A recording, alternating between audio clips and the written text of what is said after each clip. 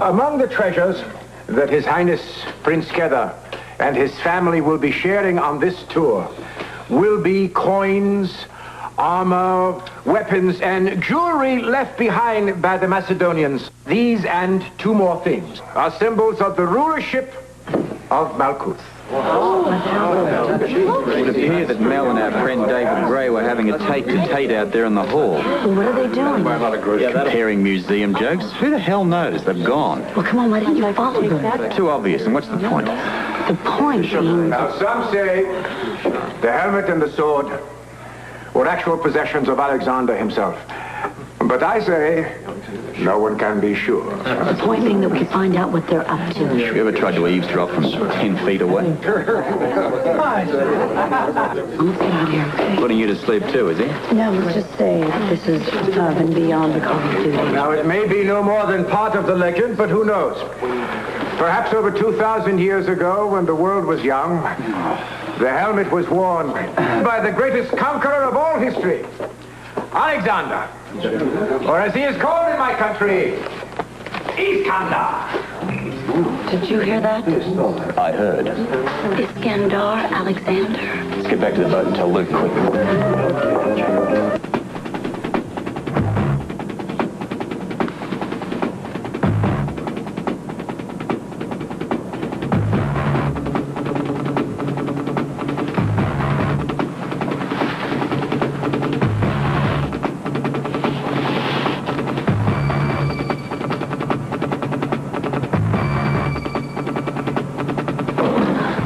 You'll never believe it. Liz, I've got some pretty important news for you. I already know. What? I know. But how could you? Iskandar?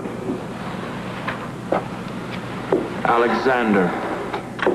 I don't believe it. Believe it, Jackie. But it's only a clue. Clue to what? That, old pal, is the question. What?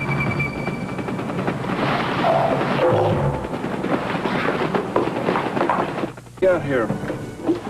Say that you and Jackie definitely saw David Gray at the museum press conference. Yeah. This shoots down Mel's story that he's in Port Charles to cover the exhibit. He's here to cover something else. All right, and you say that the ambassador from Malkuth, what's his name? Tabras. Okay, this guy told you, or told someone that you heard, that Iskandar was the Malkuth word for Alexander. Mm-hmm. I think we're onto something, Robert. I agree. But what are we on to? If anybody cares, my eyes are killing me. I've been sitting at the library all day reading fine print. Cool. Anything lewd? Oh, yes, researching an article on Malkuth is very exciting. You find out anything that we can use? I batted zero. Anything on Alexander Iskandar is buried in books on ancient history. I see. Well, it seems like we have no choice. We'll have to question the ambassador ourselves. I think he'd be our best source.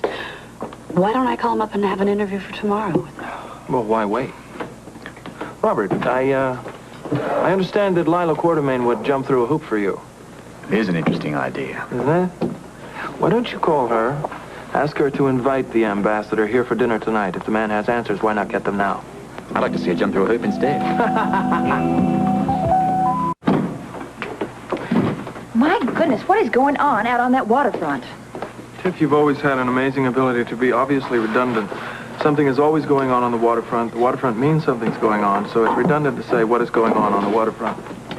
Well, whatever, darling. There are a lot of policemen swarming around out there. Oh? That's not exactly rare, unless, of course, they were chasing after you. Well, darling, if they'd seen this dress that I'm wearing, they probably would have been. You wearing the drapes again? Are you ready for the unveiling? Of course, we're all agog. You've been drinking the profits again. Now, what did I tell you about that? Just a matter of speech. Hit it, Tiff.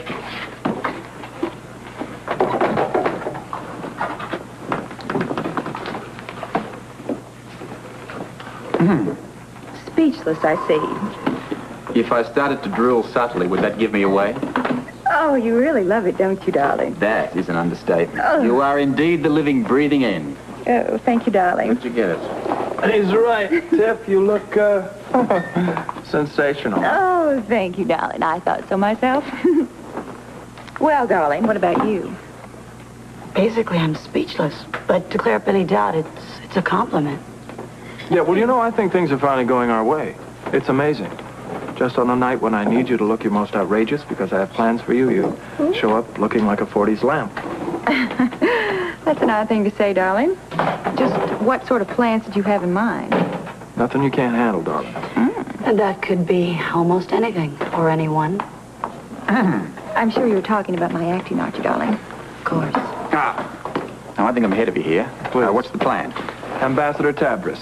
Right. Ambassador who? Tabriz, sorry. Malkuth, you know. Malkuth? Yes, the place that's putting on the exhibit at the museum. Oh. That one. That Ambassador. That one. Tabriz, yes. Tabris, whatever it is. The guy's going to be here for dinner tonight.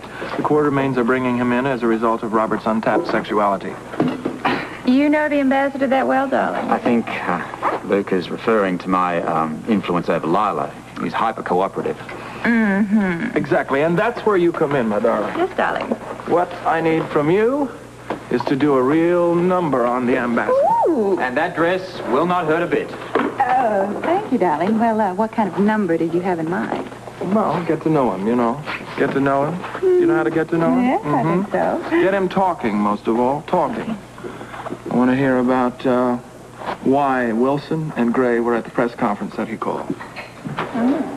See if he knows either of them, and if he does, how well. And what is it that they are involved in that keeps them interested in Malkuth? And Iskandar. You know, I think I'm going to like this, darling. Kind of like Mari Hari, right? Close. Not like Matahari. I don't want you to play a spy. I want you to be one. By the way, where is Laura? Oh, Slick's taking care of her. Now, back to the spying, darling. You know, I really throw myself into the parts that I play. Yes. Of course, Tiffany. Even I knew that. Mm-hmm. I was talking about my acting, darling. But I really don't actually play a part. I become that character. Now, Tiffany, darling. Yes, love. Knowing you as well as I do, and wearing that dress, Yes? and seeing the way you will play a spy with your superb talent and depth, Oh, go on, darling. I would say that the Ambassador is cold duck. See what I mean? These photographs just won't help. Your optimism never fails to please me, Mal. Do you mind explaining why they won't work? I didn't get all the angles that I need. I see. You do recall, don't you? You went to the ambassador's press conference expressly so that you could take ample pictures of the exhibit room. Now you're telling me you failed. No, I didn't fail, David. I just didn't have time to get the pictures that I need. Now, look. Our basic plan is to use that hole in the wall we cut over there, right? Well, at least you remember that. You asked me to explain, David, and I am trying to. So far, not very effectively, but do continue. All right, my plan is to place my lens into the hole in that wall and project a hologram of the objects we steal right into the exhibit room of the museum. Yes. So that after we accomplish the theft, no one will even notice that the objects are missing. Not at once, and hopefully not for a day or so. And why not? Because people will see your hologram, but they will believe they are staring at real objects. David, that is my whole point. I can't project a hologram without precise measurements of that exhibit room. And those photos aren't Then detailed. may I ask you why you didn't take photographs that would serve our purpose? I left the press conference earlier than I planned. Why? I don't know. I guess just seeing Robert Scorpio and Laura's sister there just made me nervous. Nervous? That explanation is not only inexcusable, it's infuriating. Okay, fine, but look, what do you want me to do? Exactly what I wanted you to do when I first hired you. You will project a hologram through that hole. But I need better measurements. Then get them. How?